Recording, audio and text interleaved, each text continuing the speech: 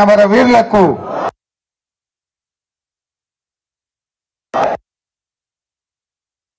కూర్చో కనబడుతున్నాయి కూర్చోండి. గౌరవనీయులు సభాధ్యక్షత వహిస్తున్న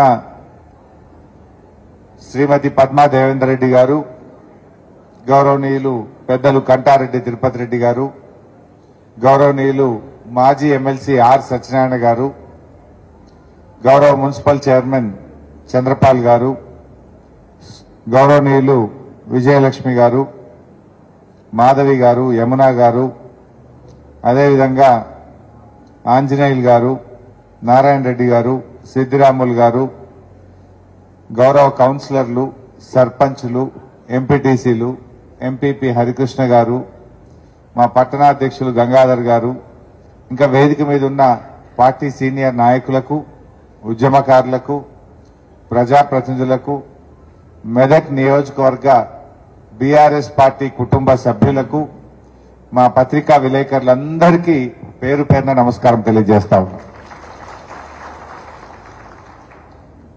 నాకంటే ముందు అందరూ అన్ని విషయాలు చాలా వివరంగా మాట్లాడారు. నిజానికి నాకు కొంత ఇవాళ జ్వరం వచ్చినా ఇలా మెదక్ మీటింగ్ కదా మిస్ కావద్దని ఓపిక చేసుకొని రావడం జరిగింది. ఇందాక మిత్రులు మాట్లాడుతూ మెదక్ పార్లమెంట్ లో 7 ఎమ్మెల్యేలుంటే 6 గెలిచినాం, ఈ ఒక్కటే కొద్దిగా మిస్ అయిపోయింది. నిజానికి దగ్గరికి వచ్చినాం మనం, అంతా ఎంత 10,000 దగ్గరికి వచ్చి మిస్ అయిపోయినాం మనం. ఒక 5-6 వేలు ఇటు పడితే మనం గెలిచిపోదు. సరే, ఏదైనా మనం ఓడిపోయినామని ఉంటది, బాధ ఉంటది, ఎవరికైనా ఉంటది. కానీ ఇప్పుడు ప్రజలు ఆలోచనలో పడ్డారు. కానీ ఇంకో చిన్న కథ కూడా చెప్పాలి మీకు. కొన్ని సందర్భాల్లో ఏది జరిగినా మన మంచికే అంటారు పెద్దలు, అంటారా? ఇప్పుడు ప్రజలకు కూడా అర్థమవుతున్నట్టుంది. పద్మం ఉండంగా ఎట్లుండే ఇవాళ ఎట్లున్నదో జర సమజ్ అవుతుందా లేదా? మనం ఉండంగానేమో 10 చేసినా ఇంకా 11వ కాకపోయా, 11 చేస్తే 12వ ఇంకెప్పుడైతుంది అన్నట్టు కొద్దిగా మనకు కూడా అర్థం కాలే. వెనకట ఒక రాజుగారు ప్రజా దర్బార్ నిర్వహిస్తుండట. ప్రజా దర్బార్ నిర్వహిస్తా ఉంటే 2 మంచి కొత్త కత్తులు తెచ్చి వాళ్ళ సైన్యాధిపతి బహుకరించాడు. కత్తులు బాగున్నాయని దాన్ని తీసి ఇట్లా అని మంచిగా దాన్ని నూరు నెట్ చేసి చూస్తా ఉండి ఇట్లా తిప్పి చూస్తున్నట్టు రాజుగారు. చూడంగా ఏమైంది, ఆ తిప్పేటప్పుడు ఆయన రాజుగారి ఆ కత్తి చిట్కన వేలికి తనగానే తెగిపోయి కింద పడ్డదట. చిట్కన వేలు కింద పడి రక్తం గారుతుంది. మరి అక్కడున్న మంత్రి, ఆ రాజుగారి మంత్రి అన్నాడట, రాజుగారు ఏది జరిగినా అంతా మన మంచికే జరిగింది అన్నాడట.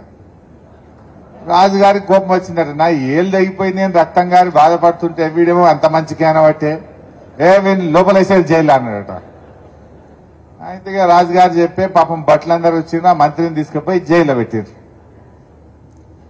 సరిగా ఆ తర్వాత కొద్ది రోజుల తర్వాత రాజుగారు ఎప్పుడు ఆయనకు వేటకు వెళ్ళుడు అలవాటు. ఓసారి వేటకు పోయింది. వేట చేసుకున్నప్పుడు అడవిలో రాజుగారికి ఒక చిన్న కుటీరం కూడా ఉండేది. వేటంతా చేసుకొని వచ్చి అలసిపోయి ఆ కుటీరంలో అడవిలో పండుకున్నాడు. అడవిలో కూడా రకరకాల జాతులు మనుషులు ఉంటారు కదా, తెగలు, గిరిజన జాతుల వాళ్ళు ఆ అడవిలో ఉండేటువంటి వాళ్ళు ప్రతి సంవత్సరం పండుగకు వాళ్ళు ఉత్సవాలు జరుపుకుంటూ ఉంటారు. సో తిరుగుతూ ఆ జాతి వాళ్ళు రాజుగారిని వాళ్ళ ఉత్సవాల్లో ఏంటంటే ప్రతి సంవత్సరం పండుగకు నరబలి ఇవ్వాలి. ఈ రాజుగారిని చూస్తాడు, మంచిగా గట్టిగా ఉన్నాడు, ఎత్తు పొడువు అజం మంచి రాజా, ఎట్లా బాగుంటాడు కదా, అరే నా మంచిగా ఉన్నాడు, ఇలా దొరికిండని చెప్పి రాజుగారిని పట్టుకొని పోయిందిగా. పొద్దుగాలు చేయాలి, సాయంత్రం మంచిగా మంగళ స్నానం చేపిస్తుంటారు రాజుకు. మంగళ స్నానాలు అన్ని మంచిగా చేసిగా బలిచ్చే ముందు అన్ని తయారు చేస్తున్నట్టు రాజును. వాళ్ళ ఆచారం ఏంటంటే ఎవరినైతే బలిస్తారో ఆయనకు అంగవైకల్యం ఉండొద్దు, అన్ని మంచి కాళ్ళు చేతులు ఏళ్ళు బరాబర్ ఉంటేనే ఇయ్యాలన్నట. అయితే అన్ని ఎత్తుకుతున్నట. ఎత్తుకుతే నాకు సిట్కనే వెళ్ళలేదు. అరే ఈ సిట్కనే వెళ్ళలేదని బలి ఇద్దని చెప్పి అంతా తయారు చేసినాక చూసి నువ్వు పనికిరావు పోనే కొట్టిరట. ఆ రాజు బతుకు జీవుడా అని రాజ్యానికి వచ్చిండు. అప్పుడు ఆలోచనలు పడ్డాడట, నిజంగా మా మంత్రి గారు ఎంత దూరదృష్టితో చెప్పిండు, అంతా మన మంచికే అన్నాడు. నిజంగా ఏలుముంటే ఇయ్యాల నేను ఆయన బలైపోతుంది కదా, నేను బతికిపోయినా అనుకొని ఆ మంత్రి గారిని మంచిగా మంగళ స్నానాలు చేయించి ఆయన మంచిగా తయారు చేసి పట్టుకరా పోండి అన్నాడట. సో ఆ మంత్రి గారిని మంచిగా అంతా స్నానం గినం చేసి పట్టుకొస్తుంటే ఆయన భయపడ్డాడట మంత్రి. మళ్ళెందుకు పిలిచిండు, మళ్ళీ ఏమన్నా చేతాడా ఏంది నన్ను, ఇప్పుడే ఇన్ని రోజులు జైలు వేసి భయపడుకుంటూ పోయిండట మంత్రి గారు. పోగానే రాజుగారు అన్నారట, మంత్రి గారు నువ్వు ఆ రోజు ఎట్లా అన్నావో ఏమన్నావో గాని నేను నిజంగానే నువ్వు అన్నదే నిజమైంది, ఇట్లా ఇట్లా అయింది, లేకపోతే నేను సచ్చేపోతుంటి, నేను ఈ రాజ్యానికే రాకపోదు, మీ గనబడకనే పోతుంటి. ఇవాళ అది ఏ ముహూర్తాన్ని అన్నావో గాని నువ్వు అన్నదే మంచిదైందయా, నాకు నా మంచికే అయింది అని అన్నాడు. అని నేను తప్పయింది నాది, నువ్వు ఆ రోజు నువ్వు అట్లా అంటే నా మనసు నొచ్చుకొని నిన్ను జైల్లో పెట్టినా నువ్వేం అనుకోకు, నాది తప్పయింది అని రాజుగారు మంత్రిని అన్నాడట. మంత్రి అన్నాడట, రాజుగారు నిజంగా అది నా మంచికే అయిందని మంత్రి అన్నాడట. అప్పుడు నీ మంచికి ఎట్లా అయిందా అని రాజు అడిగిండట. రాజుగారు వేటకు పోయేటప్పుడు నీ ఎంబడ నేను రాకపోదునా, నీ ఏళ్ళు మంచిగా లేదని నన్ను బలితురు కదా, నేను జైల్లో ఉన్నా కనుక నేను కూడా బతికిపోయినా నా మంచిగా అయింది అన్నాడట. ఇప్పుడు ఏదైనా మనం మీరు ఉత్సాహం పొందాలని చెప్పిన వేరేం లేదు, ఏదైనా మన మంచికే అయింది. ఇవాళ ప్రజలు కూడా అన్ని ఆలోచన చేస్తున్నారు, పాలేందో నీళ్ళేందో తేలిపోయింది, మంచి చెడు అర్థమైంది. ఇంకా 2 నెలలే అయింది కాదే. మొన్న కర్ణాటకకి ఎవరు వచ్చింది నా దగ్గరికి, వాళ్ళతో అదొకటి ఇదోటి ఏదో మాట్లాడుతుంటే మీ దగ్గర ఎట్లుంది భయ్ పార్లమెంట్ ఎలక్షన్లో అని అడిగిన. ఆడ కూడా కాంగ్రెస్ గెలిచింది కదా అన్న, మా దగ్గర మొత్తం పాస్ అయిపోయింది కాంగ్రెస్ పార్టీ, 8 నెలల వాళ్ళు గెలిచి 5 గ్యారెంటీలన్నీ ఆగమైపోయినాయి, ఇప్పుడు ఎవడు కాంగ్రెస్ పార్టీకి మా దగ్గర ఓటేసేటట్లేడు అన్నాడు. ఎందుకు అన్నా, పొద్దుందాకా అసలు కరెంటే ఉండదట, రైతులకు మొత్తం మోటార్లు కాలుతాయట, వాళ్ళు ఆ హామీలు ఒక్కటి కూడా అమలు కాలేదన్నా. మా దగ్గర 28 ఎంపీలు ఉంటే 20కి పైన ఇలా బీజేపీ గెలిచేటట్టుంది తప్ప కాంగ్రెస్ ఓటు గెలిచే పరిస్థితి లేదు, జనంకు ముక్కులకు వచ్చిందన్న అన్నారు. మన దగ్గర కూడా జరిపు 15 రోజులు 2 నెలలే అయింది, ఒక్క 6 నెలలు ఆగని. 6 నెలల తర్వాత మీ సర్పంచ్ ఎలక్షన్లు, ఎంపీటీసీ, కౌన్సిలర్ ఎలక్షన్లు వస్తే జనం ఏడవాయ మా వాళ్ళు అని చెప్పి పట్టుకొని ఎత్తుక్కొని ఓట్లేస్తారు మీకు.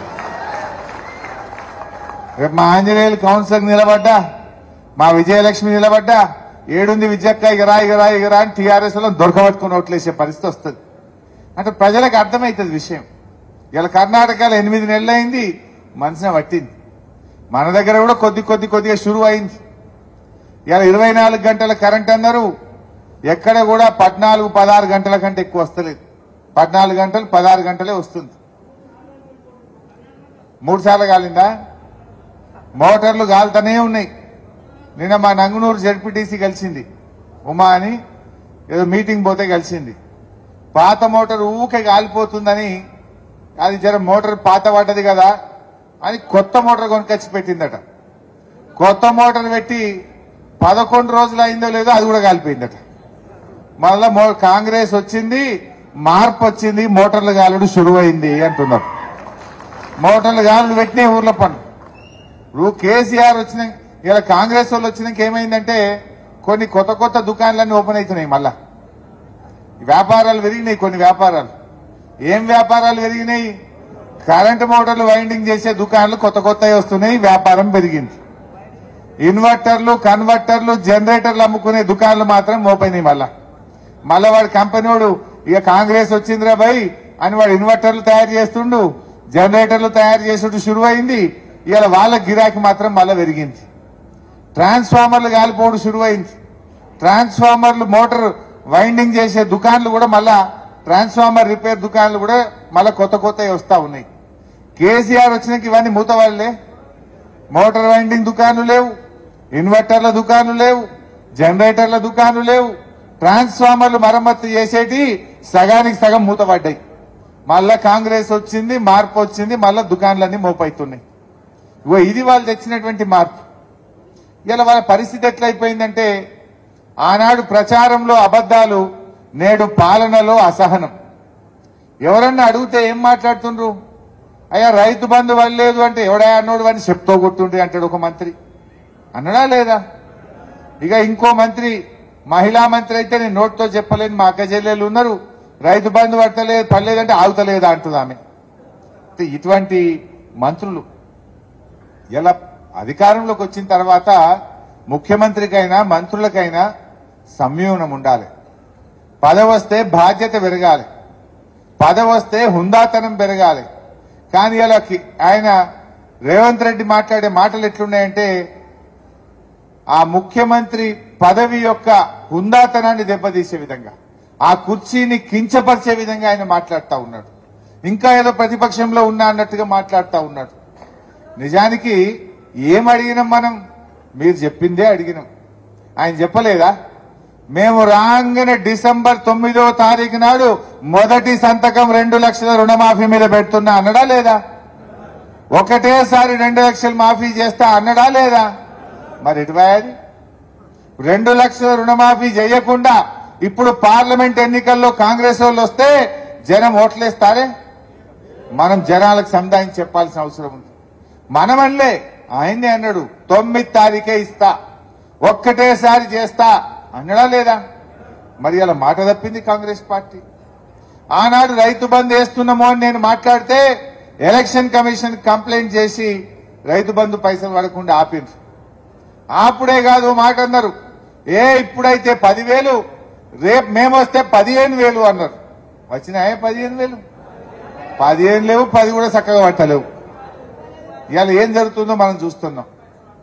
అదే విధంగా ఆ రోజు ఏమన్నారు, ఇదే రేవంత్ రెడ్డి ఊళ్ళో పోయిండు, అవ్వాని పెన్షన్ ఎంత అన్నాడు, 2,000 అన్నది. అనగా నేను అన్నాడు మళ్ళా నెల ఇక 4,000 ఇస్తున్నా అవ్వా నీకు మా కాంగ్రెస్ పార్టీ రాగానే అన్నాడు. మరి మళ్ళా నెల రాలేదా? మళ్ళా నెల పోయి ఇంకో నెల వచ్చాయి. 4,000. దానికి దరఖాస్తు కావాలనా? దానికి ఎంక్వైరీ కావాలనా? ఆల్రెడీ ఈ రాష్ట్రంలో 44 లక్షల పెన్షన్దారులు ఉన్నారు. వాళ్ళకు 200 ఉంటే 10 అంతలు పెంచి కేసీఆర్ 2,000 చేసిండు, ఇచ్చిండు. 10 అంతలు పెంచలే మనం. నువ్వు ఇప్పుడు డబుల్ చేస్తా అన్నావు, చెయ్యి సీదా. దానికి దరఖాస్తు ఎందుకు? దానికి ఏం అడ్డం ఉన్నది? 2,000 పోయి 4,000 ఇవ్వడానికి నీకు ఏ కాగితం కావాలి? నీకు ఏం ఎంక్వైరీ కావాలి? నీకు ఏ దరఖాస్తు అవసరం ఉన్నది అని నేను అడుగుతా ఉన్నా. అది ఎందుకు ఇస్తలేవు అని మనం అడగాలనా వద్దా? అలాగా 4,000 ఎప్పుడు ఇస్తావా అంటే వాళ్ళు మీ సంగతి చెప్తాం అని మాట్లాడిన వాళ్ళ మీద ఎదురుదాడికి దిగుతున్నారు. కేసులు పెట్టమని బెదిరిస్తున్నారు, కింది స్థాయి కార్యకర్తల్ని బెదిరిస్తున్నారు, మన ఎమ్మెల్యేలను బెదిరిస్తున్నారు. ఇలా మన పల్లా రాజేశ్వర రెడ్డి ఎమ్మెల్యే గారి మీద అక్రమ కేసులు పెట్టి ఆయనను ఇబ్బంది పెట్టే ప్రయత్నం చేస్తున్నారు. అంటే వాళ్ళకి ఏమైపోయిందంటే పాలన చేతగాక ప్రతిపక్షాలను ఇవాళ ఇబ్బందులకు గురి చేయడం, ప్రతిపక్షాల మీద కేసులు పెట్టే ప్రయత్నం చేస్తున్నారు. ఒక ప్రభుత్వం అనేది మంచి పని చేసి ప్రజల ప్రేమ పొందాలి. మన గవర్నమెంట్ వచ్చింది, మనం ఎవరి మీద కేసులు పెట్టినామా? మనం పెట్టే సగం కాంగ్రెస్ వాళ్ళు జైల్లో పడుతుండే. నిన్న మొన్న మా లీడర్లు కలిసి అంటున్నారు, అన్న మనమేమో నీళ్ళు ఎట్లా రావాలి, కరెంట్ ఎట్లా రావాలి, తండాలు గ్రామ పంచాయతీలు ఎట్లా చేయాలి, చెరువులు ఎట్లా బాగా చేయాలి, కాలువలు ఎట్లా తవ్వాలి, రైతు బంధు ఎట్లా ఇవ్వాలి, కళ్యాణ లక్ష్మి ఎట్లా ఇవ్వాలి, 200 పెన్షన్ 2,000 ఎట్లా ఇవ్వాలి, బీడీలు చేసే వాళ్ళకు ఆసర పెన్షన్ ఎట్లా ఇవ్వాలి, దవాఖానలు ఎట్లా బాగా చేయాలి, కేసీఆర్ కిట్ ఎట్లా ఇద్దాం అని మనమేమో పని మీద పడ్డాం. వాళ్ళు ఏం చేస్తున్నారు? ఎవరిని ముక్కులంటిక వీకుదాం, ఎవరి మీద కేసు పెడదాం, ఎవరిని తిప్పల పెడదాం, ఎవరిని జైల్లో పెడదాం అని లంగా ప్రచారాలు, అబద్దాలు, ఇబ్బందులు పెట్టేటువంటి దానికి వాళ్ళు పాల్పడుతున్నారు. కాంగ్రెస్ పార్టీ ప్రతిపక్షాల మీద దాడి కాదు, మీ హామీల అమలు మీద దృష్టి పెట్టాలని చెప్పి నేను కోరుతా ఉన్నా. ప్రజలు ఎప్పుడు సంతోషపడతారు? ప్రజలకు ఇచ్చిన మాట నిలబెట్టుకొని నువ్వు 4,000 పెన్షన్ ఇస్తే ప్రజలు సంతోషపడతారు. నువ్వు 2 లక్షల రుణమాఫీ ఏకకాలంలో చేసి నీ మాట మీద నిలబెట్టే ప్రజలు సంతోషిస్తారు. కానీ మంచిగా పనిచేసిన కేసీఆర్ మీద బదనాం చేసుడు, కార్యకర్తలను ఇబ్బంది పెట్టుడు, బీఆర్ఎస్ నాయకులను ఇబ్బంది పెడితే ప్రజలు సహించరు, తిరగబడతారు. జాగ్రత్త అని చెప్పి నేను హెచ్చరిస్తా ఉన్నా. అది కదా కావాల్సింది. నువ్వు చెప్పలే, వడ్లు అమ్ముకోకుర్రి, ఆపుర్రి, మేము రాగానే 500 బోనస్ ఇచ్చి వడ్లు కొంటా అన్నావు. మొన్న కొన్నావా? వానకాలంలో కొనలే. ఇప్పుడు యాసంగి వడ్లు వస్తాయి. రేపు మళ్ళీ పార్లమెంట్ ఎలక్షన్ కోడ్ వస్తుంది. మళ్ళా రేపమంటావు అరే ఎలక్షన్ కోడ్ వచ్చింది బోనస్ ఇయ్యరాదని మళ్ళా చేతులు లావడతావు. నీకు ప్రేమ ఉంటే చిత్తశుద్ధి ఉంటే వడ్లకు బోనస్ ఇచ్చే జీవో పార్లమెంట్ ఎన్నికల కోడ్ రాకముందు ఇప్పుడే ఇయ్యండి అని చెప్పి నేను డిమాండ్ చేస్తా ఉన్నా. పార్లమెంట్ ఎన్నికల లోపు వడ్ల బోనస్ మీద జీవో ఇయ్యి, ఈ నెల 4,000 పెన్షన్ ఇయ్యి, ఇప్పుడే 2 లక్షల రూపాయల రుణమాఫీ నువ్వు ఇచ్చిన మాట ప్రకారంగా డిసెంబర్ 9కి ఇస్తా అన్నావు, కనీసం ఇప్పుడైనా ఇవ్వమని చెప్పి నేను అడుగుతా ఉన్నా. ఇవి అడిగితే దాడికి దిగే ప్రయత్నం చేస్తున్నారు. ప్రజలకు ఏం కావాలి? మనం చెప్పింది చేయలేదా? మనం చెప్పింది చేసినాం, చెప్పని కూడా చేసినాం. కళ్యాణ లక్ష్మి ఓట్లప్పుడు చెప్పినామే మన మేనిఫెస్టోలో ఉన్నదా? లేకున్నా 11 లక్షల మంది ఆడపిల్లల పెళ్లిలకు ₹1,00,000 చొప్పున సాయం చేసింది మన ప్రభుత్వం. ఇంటింటికి మంచినీళ్లు ఇస్తామని ఓట్లల్లో చెప్పినామా? ఓట్లల్లో చెప్పకపోయినా అసెంబ్లీలో చెప్పిండు. మంచినీళ్లు ఇవ్వకపోతే మళ్ళా ఎన్నికల్లో ఓట్లే అడిగా అని చెప్పిన దమ్మున్న నాయకుడు కేసీఆర్. రైతు బంధు ఇస్తామని ఓట్లప్పుడు చెప్పినామా? ఓట్లలో చెప్పలే, కానీ రైతులకు సేవ చేయాలనుకున్నాడు. రైతుల కోసం రైతు బంధు పథకాన్ని పెట్టిండు మన కేసీఆర్. అంటే మనం ఎన్నికల్లో చెప్పినవి చేసినాం, చెప్పని కూడా చేసినాం. 4 కిలోల బియ్యం ఉంటే 6 కిలోలు చేసినాం పేదలకు. కరోనా వస్తే 10 కిలోల బియ్యం ఇచ్చినాం పేదలకు. మళ్ళా గెలిస్తే ఈసారి సన్న బియ్యం ఇవ్వాలనుకున్నాం, కానీ వీళ్ళు ఉన్న బియ్యం బంద్ చేసినట్టు కనబడతా ఉన్నారు. వీళ్ళు వాస్తవాలు చెప్పాలి, వాళ్ళు ఇచ్చిన మాట నిలబెట్టుకోవాలి. కానీ ఇవాళ ఇవన్నీ కూడా గమనిస్తే ఏం కనబడుతుందంటే కాంగ్రెస్ వాళ్ళది ఇట్లా చెప్పి చెప్పి చెప్పి మెల్లగా పార్లమెంట్ ఓట్లు కాగానే అయ్యో మేము లంకె బిందెలు ఉన్నాయి అనుకున్నాం, కానీ ఈడ ఖాళీ బిందెలు ఉన్నాయి, ఇక మాతో కాదని చేతులు లావట్టేట్టున్నారు. వీళ్ళు ఏంది దేనికి తయారు చేస్తున్నారు? ఓట్లు అయిపోయినాక మెల్లగా అంత ఈడ లంకె బిందెలు లేవు, అంత ఖాళీ ఉన్నది, ఇక మాతో కాదు అని చేతులు లావట్టేందుకు ఇదంతా కథ వంటకం వండికొస్తున్నారు. ఇది అర్థమైతే లేదా గాయంత మనకు? ఇప్పుడు ఓట్లు ఉన్నాయని చెప్పారు అంతే. ఓట్లు కాగానే మెల్లగా చేతులు లావట్టు. ఇక్కడ మేము సెక్రటరియట్ లంకె బిందెలు ఎంత ఎత్తికినా దొరుకుతలేవు. ఉంటాయి అసలు లంకె బిందెలు? సెక్రటరియట్ లో ఫైళ్లు ఉంటాయి, కంప్యూటర్లు ఉంటాయి కదా. లంకె బిందెలు ఆడుంటాయి మెదక్ కిల్ల పొన్ననో లేకపోతే గట్లా ఏదైనా బూత్ బంగ్లాలో బాడుపడ్డ బంగ్లాలలో రాత్రిపూట చదువుతుంటారు కొంతమంది. అవునా? మరి ఈయనకెందుకు అనుమానం వచ్చిందో నాకు డౌట్ వస్తుంది. ఇవన్నీ మనకు అర్థమవుతున్నాయి ఈరోజు. దయచేసి మనం ఆలోచించాలి. నిజంగా ఇలా ప్రజల్లో చర్చ స్టార్ట్ అయింది. నిజంగా 4,000 పెన్షన్ రాలే కదా, బోనస్ రాలే కదా, వచ్చిందా? 2,500 అక్కచెల్లెలకు ఇస్తానని వచ్చినాయా? ఇవాళ తెలంగాణలో 1,52,00,000 మంది అక్క చెల్లెళ్ళు 18 ఏళ్లు నిండిన వాళ్ళు ఉన్నారు. మరి వాళ్ళందరికీ 1,52,00,000 మందికి నువ్వు నెలకు 2,500 ఇస్తా అన్నావా లేదా? గది ఇయ్యాలి కదా. మరి గది ఇయ్యమంటే అగో హరీష్ రావు నన్ను అడుగుతావా అంటుడు. మరి నువ్వే అన్నావు ఇస్తా అన్నావు కనుకనే ఇవ్వమంటున్నా. నీ 100 రోజులు ఎప్పటిలోగా అవుతుంది? మార్చి 17వ తారీఖు వరకు 100 రోజులు అవుతున్నది. ఏప్రిల్ మొదటి వారంలో ఓట్లు ఉంటాయి. మార్చి 17 లోపు నువ్వు 2 లక్షల రుణమాఫీ, 2,500 బోనస్, 4,000 పెన్షన్ ఇస్తేనే ఏప్రిల్లో ఓట్లు వేస్తారు. ఇయ్యలేదనుకో ఇదే ప్రజలు మళ్ళా కర్రు గాల్చి కాంగ్రెస్ పార్టీకి వాత పెట్టేది ఖాయం. మీరు కూడా చర్చ పెట్టాలి. మార్చి 17కు 100 నిండుతున్నది. 100 డెడ్ లైన్. 50 రోజులు ఇయ్యద్దని రూల్ ఉంది ఏమన్నా? 40 రోజులకు ఇయ్యద్దని వాళ్ళని ఆపుతుర్రా అయింది నిన్ను? రేవంత్ రెడ్డి ఇంకా 100 నిండలే వద్దు నిండే వాళ్ళు ఆగబడుతుర్రా? ఇప్పుడు 100 ఈజ్ యువర్ డెడ్ లైన్. నువ్వు 30కి 40 రోజులకి 50, ఇప్పుడు ఆల్రెడీ 60 రోజులకు వచ్చింది, 2 నెలలకు దాటింది, దగ్గర 2 నెలలకు రానే బట్టే ఇవి. మరి ఇప్పుడు ఎందుకు వద్దంటున్నాం అంటే ఇదంతా కూడా వాళ్ళకు గోబల్స్ ప్రచారం చేసింది. బడ్జెట్ సరిపోదని తెలిసి కూడా, బడ్జెట్ లేదని తెలిసి కూడా ప్రజలను ఆశపెట్టి మభ్యపెట్టి ఇవాళ ప్రజలను మోసం చేసినటువంటిది ఇవాళ కాంగ్రెస్ పార్టీ. కానీ మనం కూడా గమనిస్తా ఉన్నాం. అదే ప్రజలు తప్పకుండా ఇవాళ కేసీఆర్ అన్నమాట మీద నిలబడ్డారు. ఇప్పుడు ఆనాడు కరోనా వచ్చింది. కరోనా వస్తే 45 రోజులు లాక్డౌన్, ఖజానాలో పైసలు లేవు, ప్రభుత్వానికి ఆదాయం లేదు. మరి ఆ రోజు కూడా రైతు బంద్ వేయాల్సి వస్తే కేసీఆర్ వేసిండా లేదా?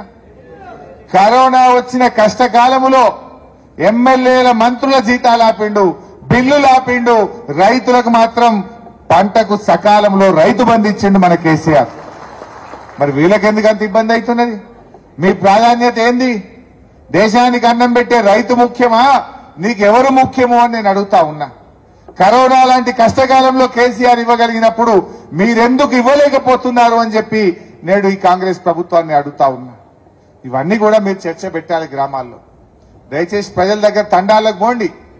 తండాలకు మనం ఏం తక్కువ చేసినాం, వాళ్ళకి అన్ని అబద్దాలు చెప్పిండ్రు వీళ్ళు.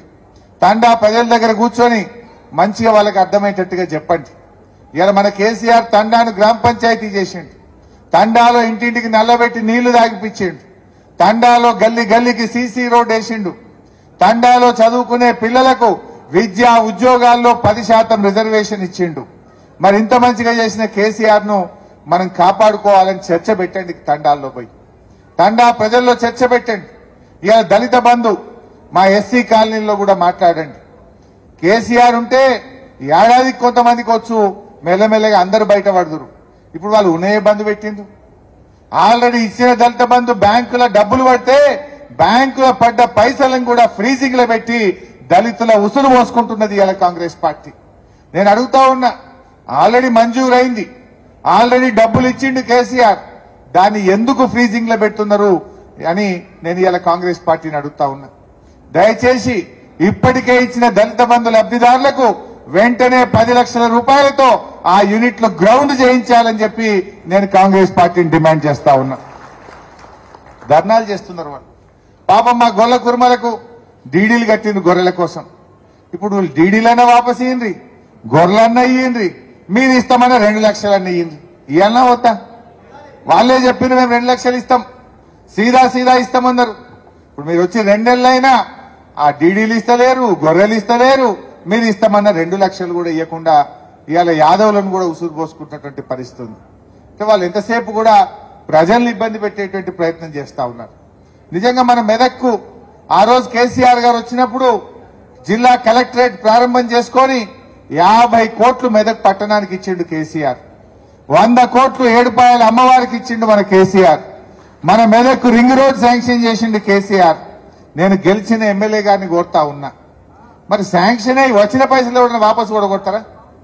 వచ్చిన పైసల్ని ఉపయోగించండి, వచ్చిన పనిని తెచ్చిన జీవోను చేయండి, ఇంకా ఎక్కువ పైసలు తీసుకురండి, ఇంకా ఎక్కువ మెదక్కు డబ్బులు తీసుకురండి. కానీ తెచ్చినవి పొడగొట్టే దీన్ని ఏమంటారు? ఇలా ఊరూరికి 15 లక్షలు ఇచ్చిండు కేసీఆర్. మెదక్ మున్సిపాలిటీకి 50 కోట్లు ఇచ్చిండు. ఏడుపాయల అమ్మవారికి 100 కోట్లు ఇచ్చిండు. వాటిని రద్దు చేస్తా ఉంటే గెలిచిన ఎమ్మెల్యే గారు మాట్లాడకపోవడం ఇది శోచనీయం. ఎవరైనా వచ్చిన పైసలు ఓడగొట్టుకుంటారే, వచ్చిన జీవో ఓడగొట్టుకుంటారే, తెచ్చిన పైసల్ని ఓడగొట్టే దీన్ని ఏమనాలో మరి ఇవాళ మెదక్ ప్రజలు కూడా ఆలోచించాలని చెప్పి కూడా నేను విజ్ఞప్తి చేస్తా ఉన్నా. మీరు కావాలంటే 100 చాలై, ఇంకా 100 కోట్లు ఇవ్వమని రేవంత్ రెడ్డి గారి దగ్గర తీసుకురండి. మెదక్ పట్టణానికి 50 కోట్లు చాలై, ఇంకా 50 కావాలని చెప్పండి. మా యాదగిరి గారు ఉన్నారు, రామాయణపేటకు కూడా ఆ రోజు 25 కోట్లు ఇచ్చిండు కేసీఆర్ గారు. 25 చాలై, అవి కూడా వాపసు పోయినాయి. ఇవాళ కేసీఆర్ ఇచ్చిన 25 కూడా వాపసు పోయినాయి. ఇంక 25 ఇవ్వని అడగాలి కదా. మరి ఇలా మా నాగరాజు కష్టపడి పనిచేస్తే ఇవాళ ఆయనను పోలీసు వాళ్ళని పెట్టించి బెదిరించే ప్రయత్నం చేస్తున్నారు. నాగరాజు భయపడే వ్యక్తి కాదు. అవసరమైతే నాగరాజు కోసం మొత్తం బీఆర్ఎస్ పార్టీ ఒక్కటై నాగరాజు లాగా ప్రతి కార్యకర్తను కూడా కాపాడుకుంటది. ఎవరు భయపడాల్సిన అవసరం లేదని కూడా నేను మనం చేస్తా ఉన్నా. ఇవాళ 28 తండాలకు మనం రోడ్లు శాంక్షన్ చేయించినాం. ఆల్రెడీ కొన్ని తండాలకు వేసినాం, ఇంకా కొన్ని మిగిలిపోయిన తండాలకు రోడ్లు శాంక్షన్ చేస్తే దాన్ని కూడా క్యాన్సిల్ చేసేసింది. ఇక దాన్ని టెండర్ పెట్టించి జల్దీ పని చేయిస్తారా, లేదు ఈ పని మాకు అవసరం లేదని క్యాన్సిల్ చేసి వాపసు పంపుతారా? ఇవాళ తండాల్లో ఉండే మా అన్నదమ్ములు, మా అక్క చెల్లెలు కూడా ఆలోచించాలని చెప్పి కూడా నేను ఈ సందర్భంగా విజ్ఞప్తి చేస్తా ఉన్నా. సో ఏది ఏమైనా భవిష్యత్తు మనకే ఉంటది. మరి మీ ఉత్సాహం చూస్తా ఉంటే నాకు కూడా నమ్మకం కలుగుతా ఉంది. ఈ ఎంపీ ఎన్నికల్లో ప్రతి కార్యకర్త కూడా మీరు ఒక్కొక్కరు కూడా కష్టపడి మెదక్లో మనం ఎంపీ ఎన్నికల్లో మన బీఆర్ఎస్ పార్టీకి మెజార్టీ తెచ్చే బాధ్యత మనం అందరం కలిసి తీసుకుందాం. తెద్దామా వద్దా? ఏ ఊర్లో మొన్న తక్కువ వచ్చినాయో ఆ ఊరోళ్ళు, ఆ కౌన్సిలరు, ఆ వార్డు ప్రజలు పట్టుబట్టాలి, కార్యకర్తలు మనం మెజార్టీ తీసుకురావాలి. ఇలా ప్రజల్లో కూడా చర్చ స్టార్ట్ అయింది. ఓడిపోయినా పద్మ గారు అందుబాటులో ఉంటున్నారు, ప్రజల్లో తిరుగుతా ఉన్నారు, ప్రజల కష్ట సుఖాలు పట్టించుకుంటా ఉన్నారు. ఇవన్నీ కూడా ప్రజలు ఆలోచిస్తున్నారు. నేను పోయినసారి మెదక్ మెడికల్ కాలేజ్ శాంక్షన్ చేసిన, అది ఈ విద్యా సంవత్సరం అడ్మిషన్స్ జరగాలి. మరి ఈ సంవత్సరం ఆ కాలేజీ స్టార్ట్ అయ్యి పిల్లలకు అడ్మిషన్స్ జరిగితే మరి మనం తెచ్చిన దానికి ఒక సార్థకత ఉంటుంది. మరి మనమైతే ఒక సంవత్సరం 8 కాలేజీలు పెట్టినాం, ఒక సంవత్సరం 9 పెట్టినాం. ఇగో ఈ సంవత్సరం 8 కాలేజీలు ప్రారంభించాలని అందులో మెదక్ కూడా పెట్టినాం. అది ప్రారంభం అవుతుందని నేను ఆశిస్తా ఉన్నా. సో అట్లా పనులు జరగాలని మనం తనలాడినాం. అరే మెదక్కు రైలు తెచ్చింది పద్మమ్మ గారు, మెదక్కు జిల్లా తెచ్చింది పద్మమ్మ గారు, మెదక్ పట్టణ రోడ్లు ఎంత మంచిగా జరిగినాయి, ఎన్ని చెక్ డ్యాములు కట్టినాం. కాళేశ్వరం నీళ్లు మెదక్కు హల్దీలో తేలేదా మనం? కాళేశ్వరం నీళ్లు తెచ్చి పంటలు ఎండిపోకుండా కాపాడుకునే ప్రయత్నం చేసినాం. ఇట్లా మంచి జరిగింది. సరే అప్పుడప్పుడు కొంత దురదృష్టవశాత్తు ఏంటంటే నిజం గడప దాటక ముందే అబద్ధం ఊరంతా చుట్టేస్తుంది అన్నట్టు మనం చేసిన మంచి పని బయటకు పోలేదు. వాళ్ళు చేసిన దుష్ప్రచారం, అబద్దాలు, గోబల్స్ ప్రజల దగ్గరికి పోయినాయి. మా యూత్ కూడా కనబడుతుండ్రు. మీరు కూడా రీల్స్ చేయండి. ఇప్పుడు ఆ రీల్స్ ఏమో చేసుకుంటూ పెట్టారు కదా మొన్న. ఇప్పుడు మీరు కూడా రీల్స్ చేయండి. ఏమో 29 తారీఖు వచ్చింది, రైతు బంద్ ఏది, రుణమాఫీ ఏది, లేదా కరెంటు పోతుంది కదా ఆడాడ, ఆ కరెంటు పోయిన కాడ రీల్స్ చేసి ఎండిపోయిన పొలాలను రీల్స్ చేసుకుంటే మనం కూడా సోషల్ మీడియాలో ప్రజలకు చూపించాలి. వాళ్ళేమో అబద్దాలను రీల్స్ చేసి చేద్దాం. వాళ్ళ మాట తప్పి కూడా సోషల్ మీడియాలో వాళ్ళు మాట తప్పిన దాన్ని, వాళ్ళు ప్రజలు మోసం చేసిన దాన్ని ఎండగట్టాలని చెప్పి కూడా నేను కార్యకర్తల్ని కోరుతా ఉన్నా. బట్ ఫైనల్ గా నేను చెప్పేది ఒక్కటే, ఎవరు అధైర్యపడకండి. ఏ కార్యకర్త కష్టం వచ్చినా పార్టీ అన్ని రకాలుగా మీకు అండదండలు అందిస్తుంది, మిమ్మల్ని కాపాడుకుంటాం. ఇప్పుడు చీకటి పోయినాక ఏమొస్తుంది? ఓటమి పోయినాక వచ్చేదేందే? గెలుపు. పోయినాక పొద్దుగాల తెల్లారాల్సిందే కదా, రాత్రి అయిందంటే పొద్దున వెళ్తురు రావాల్సిందే. ఓటమి తర్వాత వచ్చేది గెలుపు.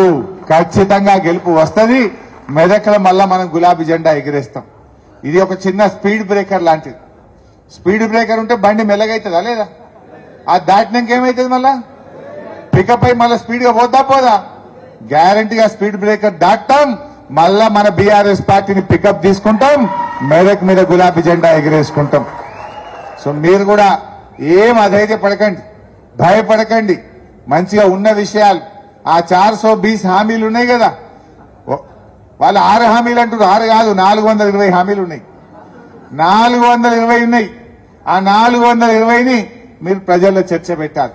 6లో కూడా 6 లేవు, 13 ఉన్నాయి. ఇప్పుడు 2 చేసినామని ఒక అబద్ధం ఆడుతుండ్రు. ఇప్పుడు మహిళలది దాని పేరేందో మహాలక్ష్మి అని పెట్టిండ్రు. మహాలక్ష్మిలో 3 ఉన్నాయి. ఒకటి ఉచిత బస్సు, రెండోది 2500, మూడవది గ్యాస్. 3 ఇస్తే మహాలక్ష్మి అనే ఒక హామీ అమలైనట్టు. వాడు 3 ఇవ్వకుండా ఒక బస్సు ఇచ్చిండి అయిపోయినట్టు అంటలేడా?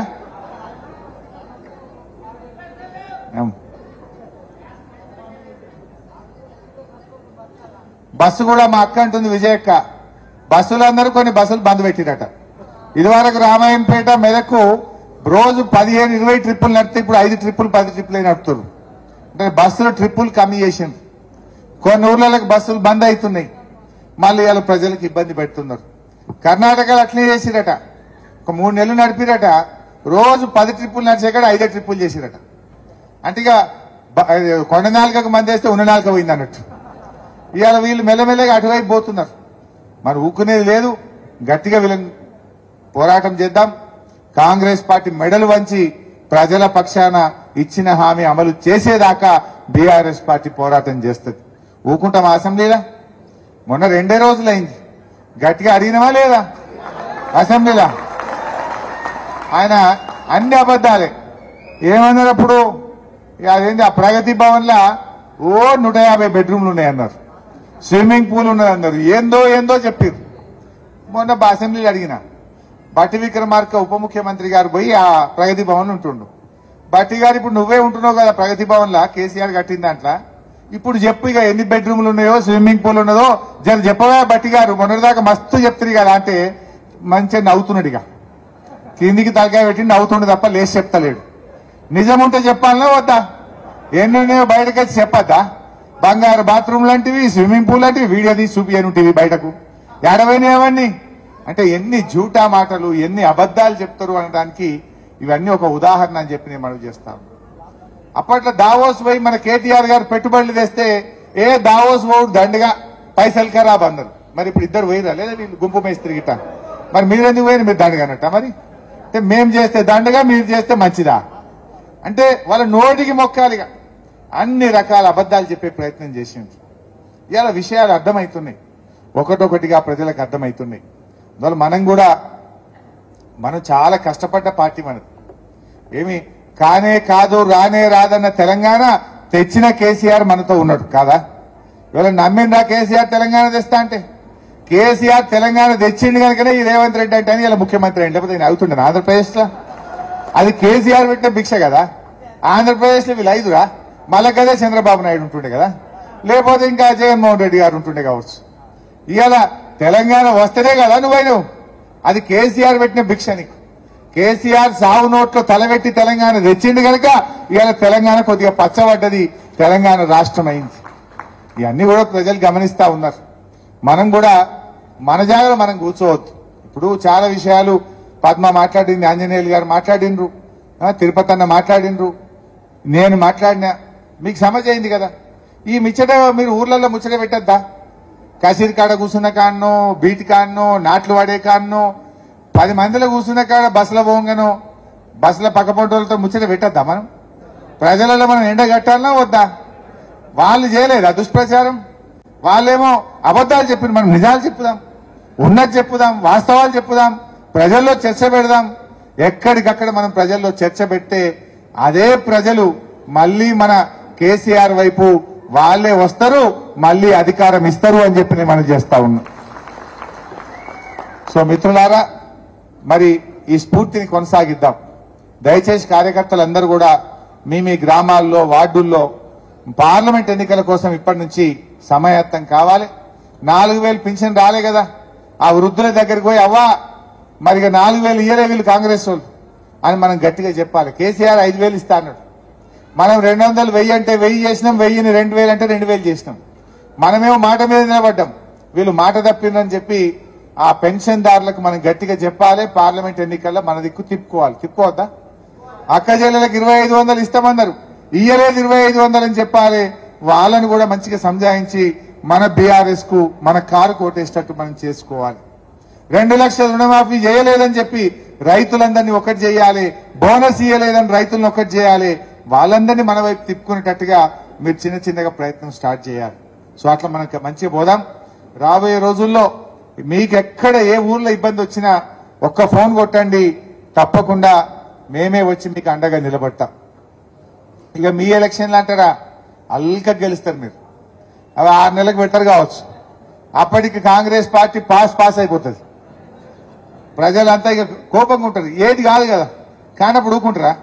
రేపు మీ ఎంపీటీసీ ఎన్నికనో, కౌన్సిలర్ ఎన్నికనో, సర్పంచ్ ఎన్నికుంటే కూడా మళ్ళా నేను వస్తా, మీకు అన్ని రకాలుగా సహకారం ఇచ్చి దగ్గరుండి మిమ్మల్ని గెలిపించుకుంటాం. పద్మమ్మ ఓడిపోవచ్చు, కానీ మిమ్మల్ని మాత్రం గెలిపించుకుంటాం, మీకు అండగా నిలబడతాం. ఎందుకంటే తెలిసిపోయింది, పద్మమ్మ అప్పుడు ఏమో వస్తదేమో 2 లక్షలు, వస్తదేమో 2500, వస్తదేమో బోనస్, వస్తదేమో 4000 అని కొద్దిగా నమ్మింది. రానప్పుడు ఏమవుతుంది? రివర్స్ అవుతుంది. అవుతుందా కాదా?